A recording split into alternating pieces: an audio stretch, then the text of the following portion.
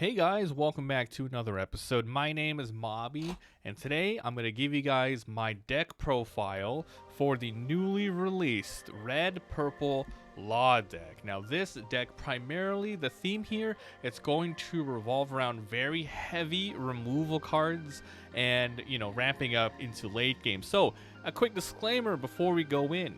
These are fun experimental decks.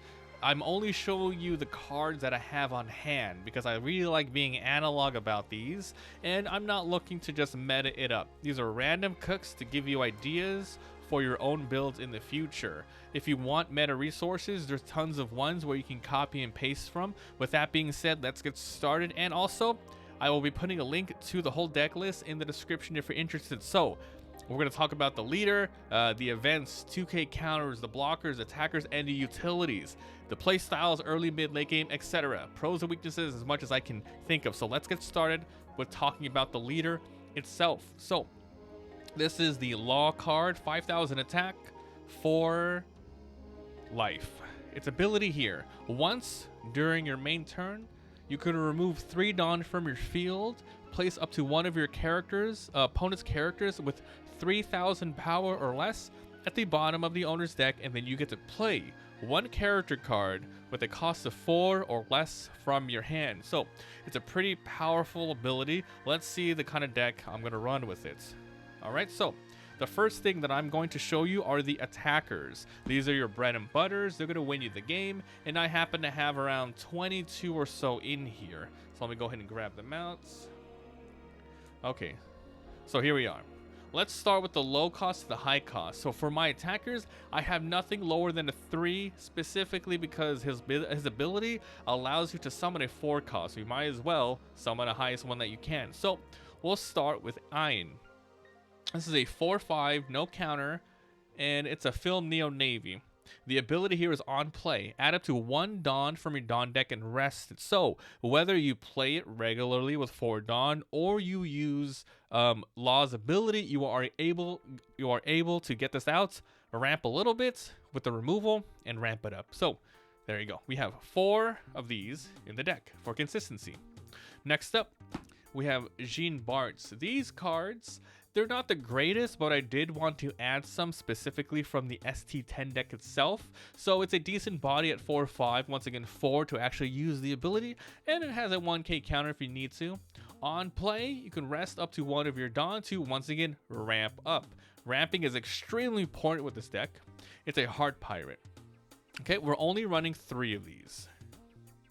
Next up, pretty much a staple for this deck. 4/5/1 Beepo. On play or when attacking, you can activate it twice. If your opponent has more Dawn cards on their field than you, and if you're using your ability, you are most likely going to have it. Add up to 1 Dawn card from your Dawn deck and rest it. It's a Minx Heart Pirate. We're going to be running 4 of these. It's very helpful ramping. Next up, another staple for this deck, I believe. It's the OP04 Zoro. 5/6, so you can't use him with his ability, but basically you want to throw him on the deck as a removal. 1k counter on play. Give up to one of your opponent characters negative 2,000 power this turn. This is super important, as you can remember. I can only remove people with 3,000 power or less. So yeah, it's really good for getting rid of little tiny blockers, but you need things to combo with it by lowering cost. So basically, you can remove a 5 cost character after you do this. So you can honestly, as soon as you have 5 mana, you can normal drop this, get rid of 3, and then add something else. So there's a good amount of combos you could do with this. So I'm running 4 of these. Decent body, but the effect is the most important thing here. So 4 of these. Next up, it's Queen. So these are the OP01 Queens. 6/5 cannot be used with the ability. Good counter, but the ability is on play here. Negative 1 Dawn to rush. But there's another effect, and you don't even have to do the negative 1 Dawn for this to activate as well. Give one of your opponent's characters negative 2 during this turn. So once again, just like the Zoro, except this one has rush, you can do that. So it's another sort of lowering, right? Lowering to remove the board. 4 of these. Then finally, the last of the powerful attacker cards. I'm running Use This Captain Kid. It's another one of the ST-10 cards, and I decided to put 4 of these in here. So basically, 7, 8, and on play when attacking, -1 Dawn, up to one of your leaders gets 1000 power until the end of your next turn.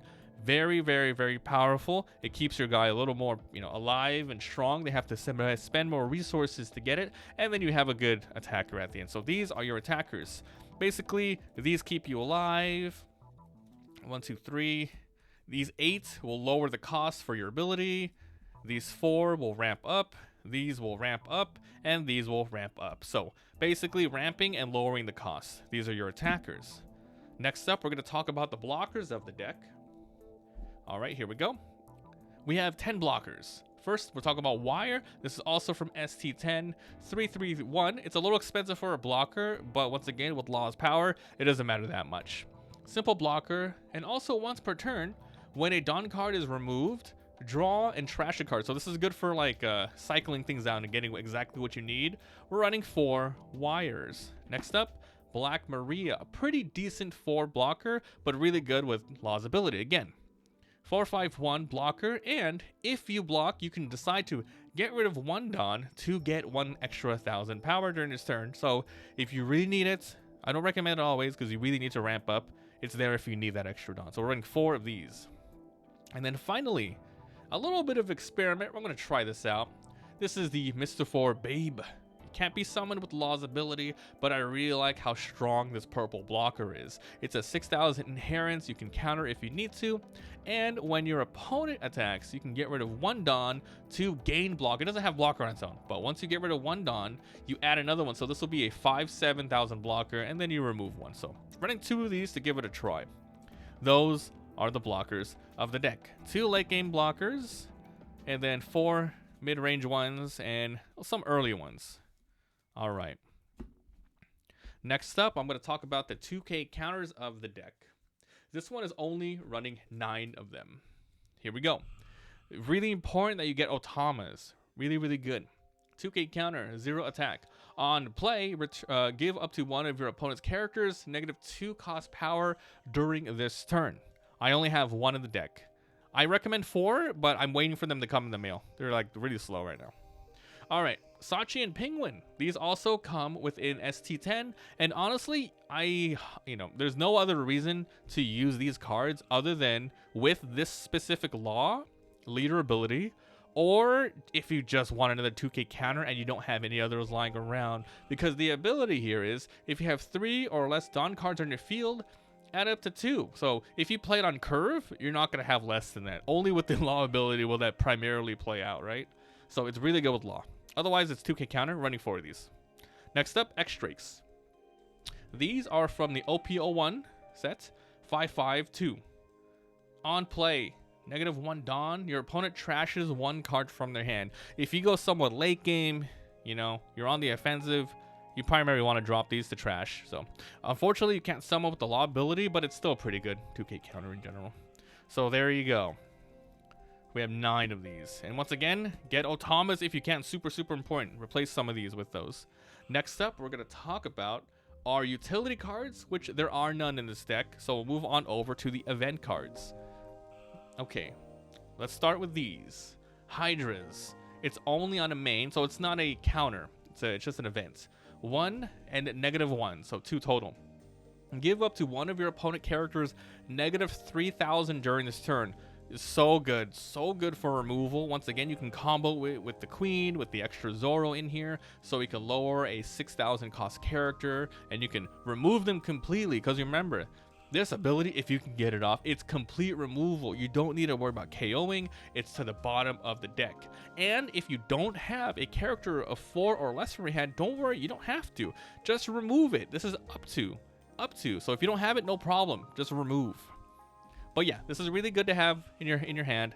We're running 4 of these, and the ability on trigger, if your opponent has 6 or more Dawn, they send 1 back on trigger. So 4 of these, really, really good. Like, without these, this deck might not even work. It's so cheap for the power reduction. Next up, 4 more events. Round tables. Very powerful. This is like your late game removal. Give up to one of your opponent's characters -10,000 power. So nothing else here, no trigger, but the negative 10,000 power means you could remove up to a 10,000 character, up to a 13,000 character.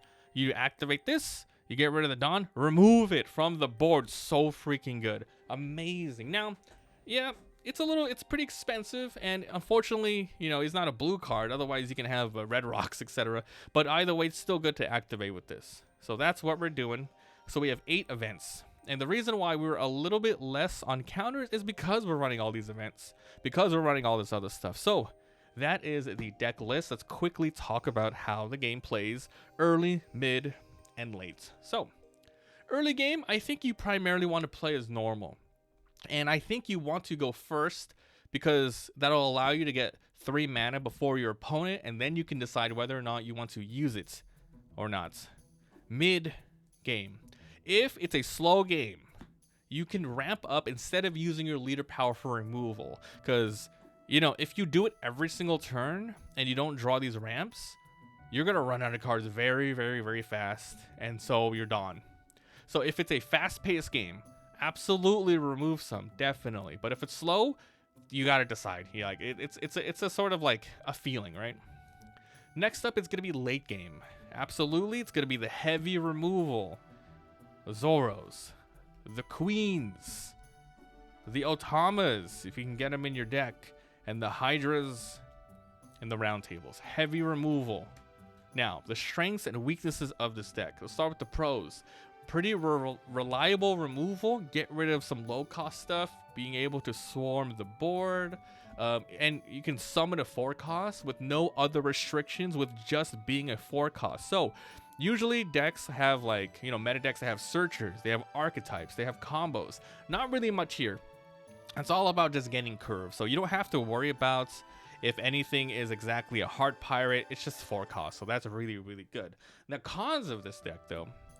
This is a pretty, it's like a 50-50 deck, right? It's hard to decide when to remove a character or to ramp. It has good removal, but late game, you definitely need the right cards, you know, if you want to remove 5,000 plus character stuff. So, with that being said, what cards would you want to move around and replace?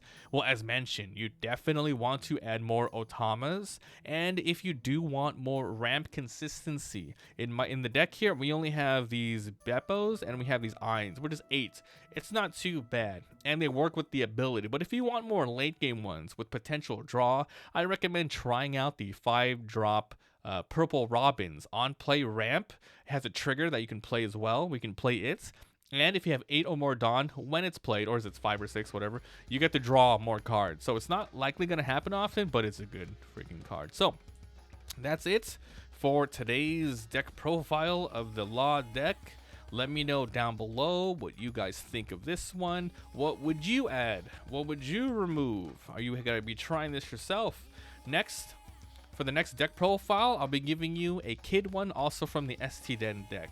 So thank you for watching, and I'll see you guys next time. Bye.